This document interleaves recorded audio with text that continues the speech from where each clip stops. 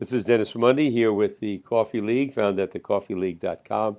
My guest today, Ms. Mallory Pilcher. She is Director of Marketing with Stumptown Coffee. Very excited to have her on today because, Mallory, I'm going to tell you right from the start, I always liked coffee, but it wasn't until my daughter moved to Portland, Oregon, and she brought me to the Ace Hotel. I don't know, this was 10 or whatever years ago, however many years ago that she was there, and I went to the Stumptown I had a Stumptown coffee there, a cappuccino or whatever, and I thought, my God, there's a whole new world of coffee that I'm not familiar with, and it sort of went from there. So, in any event, thank you so very much for taking the time to come on our show today. Yeah, thanks. Thank you for having me. How did you come to Stumptown? Had you had a background in coffee, or was it hmm just a company that you got involved with earlier on? Yeah, I've actually been making coffee for pretty much half of my life. Growing up in the Pacific Northwest, coffee culture was huge. So I got my first barista job at a drive-through coffee stand when I was in high school, and then proceeded to work at smaller cafes through college. Upon graduating college and moving back down to the Seattle-Tacoma area, I had heard that Stumptown was opening a wholesale account in my hometown, and I had to work there. Stumptown was always like the echelon of coffee in our tiny industry. It was like the best of the best. So What year was that? that was in 2006. hmm Yep. So you, And I ended up actually managing the first Stumptown account in Tacoma, Washington, called Satellite Coffee, and proceeded to work there for a few years.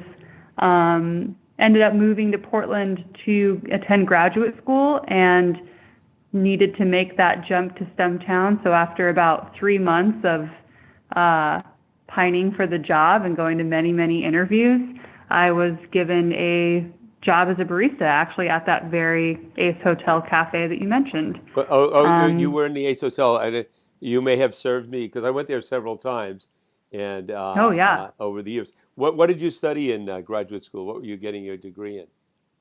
I got my degree in art therapy and counseling, and I worked at the Portland Veterans Hospital in the Women's Health Clinic for about a year, practicing art therapy with women who just returned from combat locations abroad in Afghanistan and Iraq during Operation Iraqi Freedom and Operation Enduring Freedom. So I practiced some up there, and then I also kind of retained my part-time job at Stumptown working in the cafe because it was too fun to give up. Right. So you went from being a barista. What was your next step in the coffee industry after being a barista? Cafe manager, and then I moved on into working on events for Stumptown. I was the event coordinator, then the event manager. Then I kind of transitioned into channel marketing and started really looking at our different channels of business. And then from there, I became the marketing director. Fabulous. It's interesting how many different ways people come into coffee and what their backgrounds are. But one of the things I've noticed is people, especially the people that go in, become a barista first, there's usually a love of coffee and also a love of people and interaction with people. And it sounds like you had a background in counseling, and I think a lot of baristas are like counselors for people that come in. They bring them coffee. Coffee brings people a certain level of happiness, but also a lot of people like the friendly atmospheres of many cafes, and in that way that the barista has some definite effect in their interactions with people and how people go away feeling. Now that you're more in management, do you miss being a barista? Oh yeah, every day. Yeah, every day. I joke actually that sometimes I say, can I just take one day of the week and just go work a shift at one of the cafes in town? Is that okay? I love making coffee for people. I love being behind the bar. Sometimes I still get the opportunity to do that when we're working at an event in a different city that's out of market, and my coworkers always give me a lot of grief because I tend to be a bit of a bar hog, and hmm I love it. I love making espresso and drinks, and I love the fast pace and getting to interact with people and talk to them about coffee or just about their day. I think that it's really cool working in specialty coffee because there's an intersection between developing relationships with people that can be either focused on the coffee that they're drinking and really diving deep into kind of coffee lingo and source and all of the nuances that we have to offer, or it can really just be about their lives. And there's kind of something special there that I don't think exists in a lot of other industries. Right. Well, one of the things I hope to accomplish with the series I'm doing on coffee and coffee culture worldwide, and also the blogcast that it's become, the Coffee League, is to elevate the status of baristas and roasters, because the best baristas, the best roasters are like chefs. And I have a friend, Steve Maloney in Sweden, who's currently the Swedish national barista champ, who started something called the Coffee League and similar goals. And I think as people become more and more familiar with specialty coffee, that will naturally happen. One thing I want to ask about, Stumptown is often considered the company that began the third wave of coffee, that movement, certainly in the United States. Dwayne Sorensen being, I believe, the founder of Stumptown, and often credited with that. Tell us, I mean, for me, when somebody asks you, Mallory, what third wave coffee is, how do you answer that? This is a good question. So third wave coffee, in my opinion, third wave coffee is basically elevating coffee on many different levels, but one, sourcing a really high quality coffee bean and roasting it in a manner that brings out the nuances and expresses kind of the essence of where that coffee comes from. And then once that's performed, it's about treating that coffee with incredible care and respect all the way through serving it in cafes and brewing it for people. So it's the absolute best cup that it can possibly be, and doing that in a hospitable way. Right. And, in a service industry environment, creating an environment of like high hospitality, something that you would experience if you were going into maybe a 4 or 5 star restaurant. So I think that that's kind of where the quote unquote third wave came from, was just people actually having consideration and intentionality with coffee, and seeing that expressed throughout the entire supply chain. That's probably the best definition I've heard on third wave coffee, and because it encompasses everything. And so it's not just about brewing a cup of coffee; it's about where the coffee came from, how it got there, how it was sourced, on and on. Let's talk about, Stumptown, and they must source tons and tons of coffee monthly. Tell us about your sourcing practices and how they relate to sustainability and every aspect of getting the coffee bean. Sure, yeah. So we're fortunate enough at Stumptown that we've been able to work with a lot of coffee producer partners for upwards of a decade, some as long as 15 years. And what that's provided is not only an unshakable relationship with the person who's providing a high quality product, but a commitment to aggressively going after a high quality product through implementing sustainable programs at their farm and at the farm level. This looks like different things depending on where we're sourcing coffee in the world. So a good example is in Colombia. Perhaps that looks like Stumptown investing in a dryer to better dry the processed coffee bean so that it passes and has a higher grade upon export. Maybe that looks like improving terroir conditions in Peru by implementing a composting program. And then all the way to more of the kind of social aspects of developing a community and developing kind of a sustainable situation around coffee, which is like Stumptown investing in a school for children in Ethiopia, where the community can really feel like they're progressing and able to stay there and commit themselves to high quality coffee growing practices. So it definitely changes depending on where we're sourcing coffee, but the intention remains the same. It's always going after the highest quality coffee we can possibly find and helping our producers make sure that that happens by tweaking different parts of their program at farm. What countries do you source from? We source, well, from many countries. Very generally, we source in East Africa, in Central America, some parts of South America, and Indonesia. Okay, so, and then I recently interviewed Hannah Neuschwander from the World Coffee Research, and one of the things she brought up that I really wasn't familiar with, a lot of this is new to me, was that, well, I did know the demand for specialty coffee has gone way up, but I didn't know that there was major concerns about being able to meet that demand because of global warming and other situations environmentally and through development in certain areas of the world, that the ability to produce the amount of specialty coffee that's demanded is being challenged right now. Is this something that Stumptown gets involved with directly, or does Stumptown more support groups like World Research Coffee so that they can attack this problem? I think we do a little bit of both.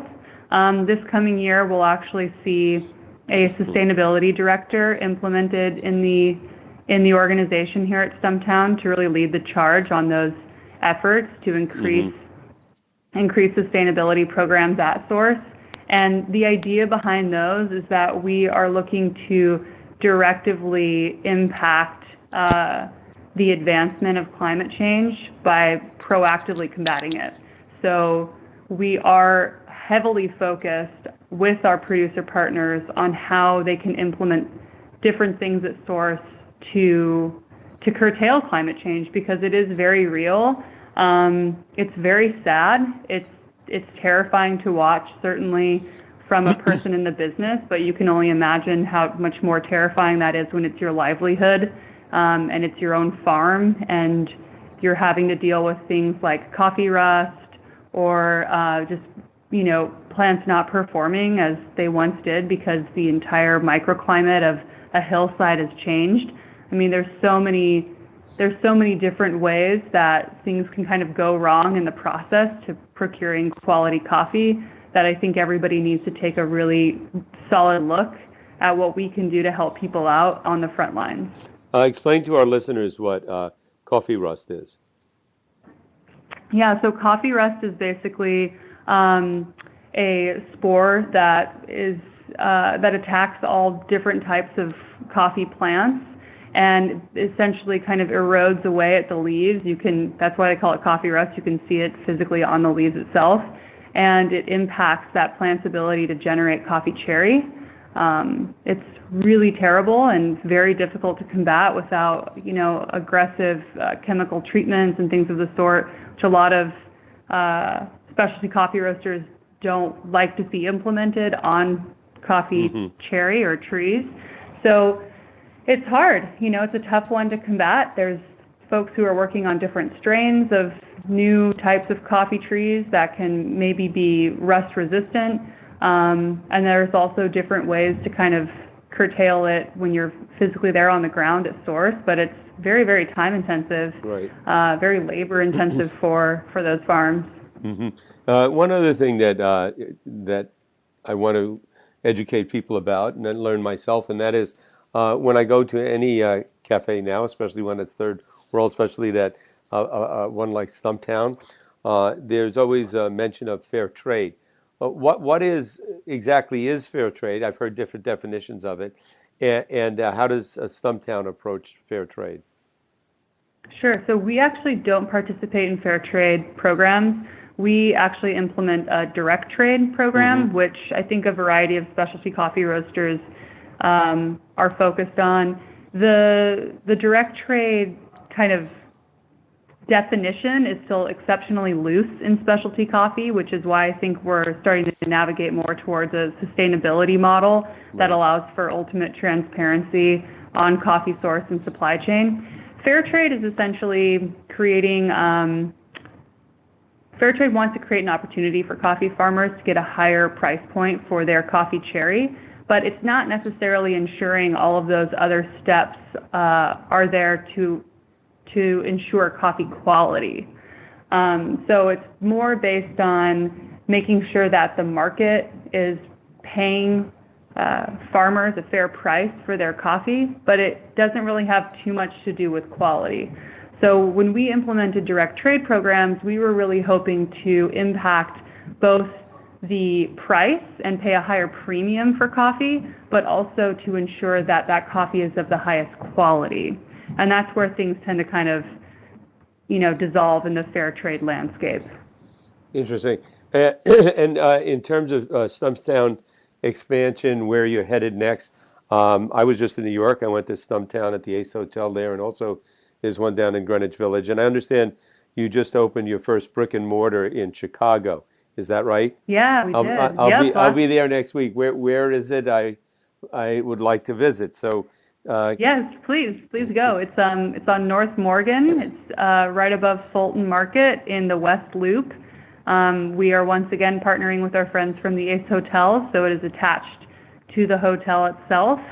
You can't miss it. It's really beautiful, and the design and concept is very like diner-esque. So I think you'll have a great time. Let me know how you like it. I will. And you, the way you're set up, how many Stumptown that is? How many actual brick and mortar cafes do you have in the United States? We have 10 currently, and we hope to roll out an additional 3 in 2018. Great. I am in Iowa right now, and I was in Iowa City, Iowa the other day, and I know there are places like this was in the Prairie Lights Hotel where there's a cafe, and I think they're the only ones in Iowa that actually sell Stumptown coffee. So if I want I bought a bag of beans. I had a coffee drink there. Do you also do that where you allow different cafes to sell your coffee?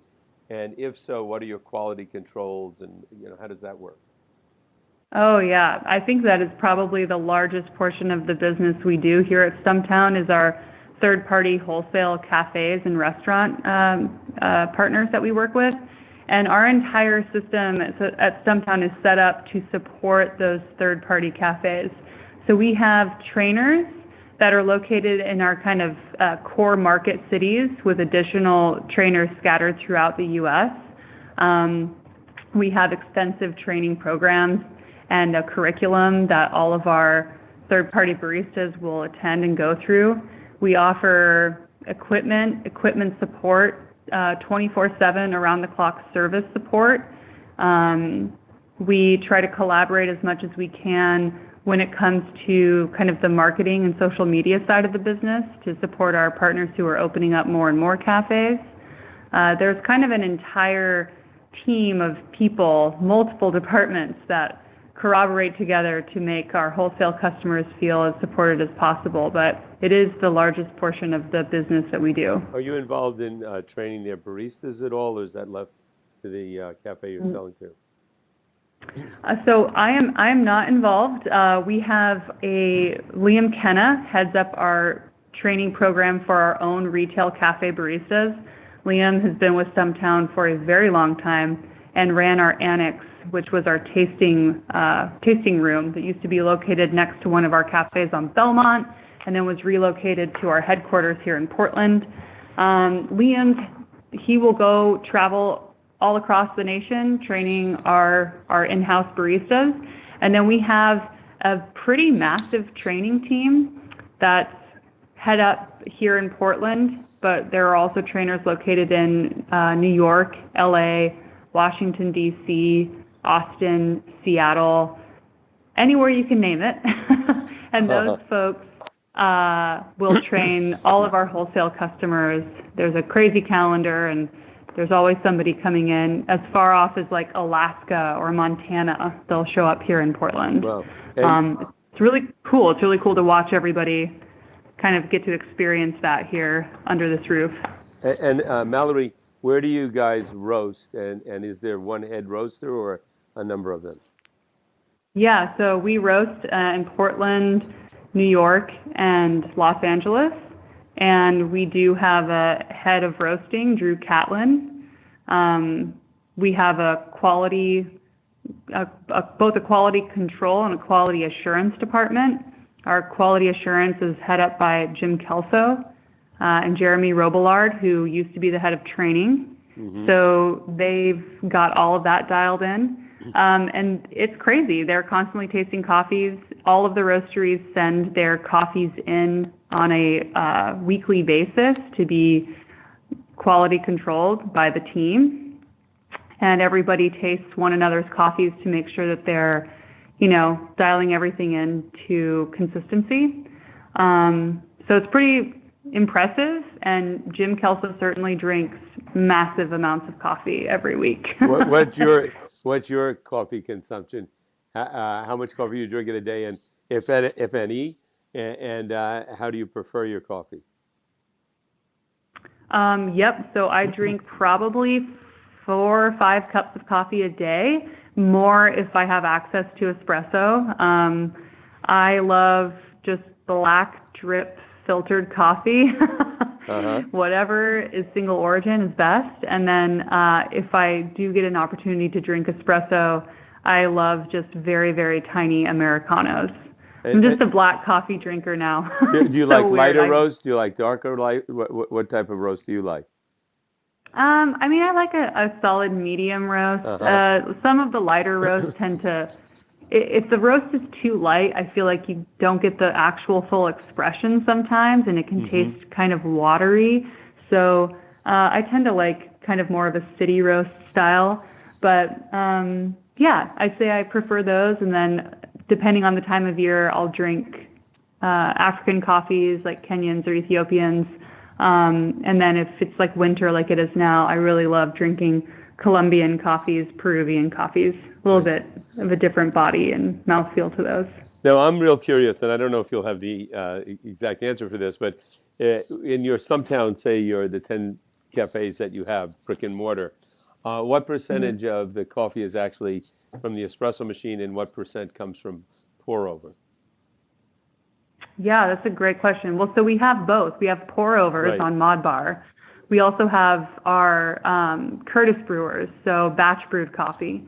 And then we have espresso. I would say that pour over and drip combined is the same amount as espresso, depending on time of year. Wow. Now that we've implemented cold brew as well, and cold brew on draft, that during the summer months is exponential to the other categories. We move a lot of cold brew in the hot months. And where do you see Stumptown will ever opening up overseas, in Europe or Asia or anywhere else? Yeah, definitely. I mean, there's an appetite for it for sure. We've certainly had many offers. I think it's just all about, timing and what feels right for the brand at any given time. So I can definitely see it happening in the future. If anything, a fun pop-up overseas would be great. We did that in 2010 in Amsterdam, and I'd love to do it again. Great. And tell us a bit about, Mallory, about your job as Director of Marketing. What are your responsibilities, and what do you enjoy doing in regard to the marketing end of things? Sure, yeah. Well, I like to joke that I'm just wrangling casks all day because I've got a pretty awesome big team that's doing a lot of work.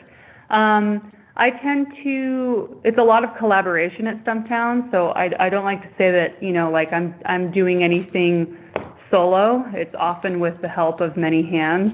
But it's really the marketing team's role to kind of set the vision for where the brand is going and then to execute on that vision.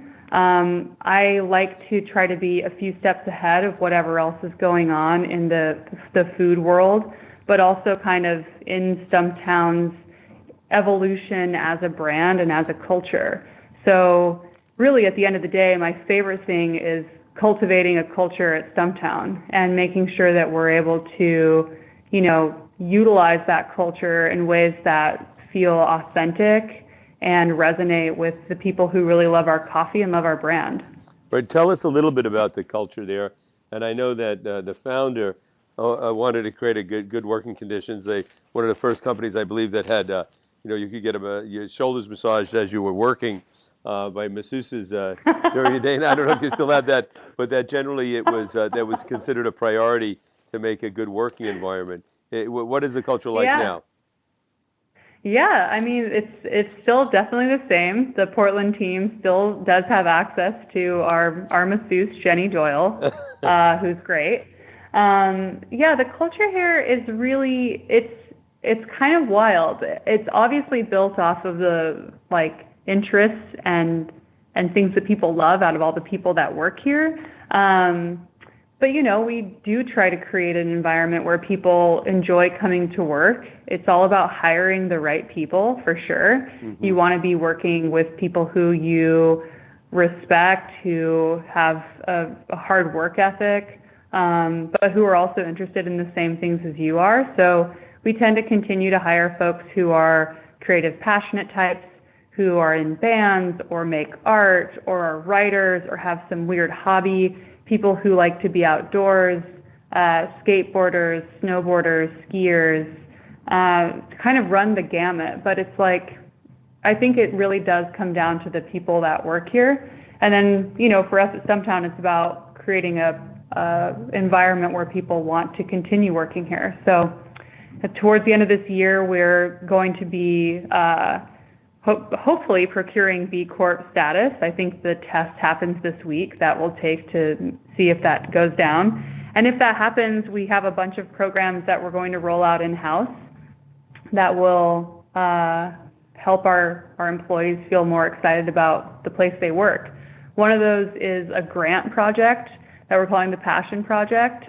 And it's where we'll award people on a quarterly basis with upwards of $1,000 to support whatever project they're working on. So if they need to book some time in a recording studio to record a record with their band, they can use the money that goes towards that. Or if they need to buy art supplies for an upcoming show, or if they want to, produce a line of clothing or make a skateboard deck, any of those things, anyone can apply and then receive that financial gain.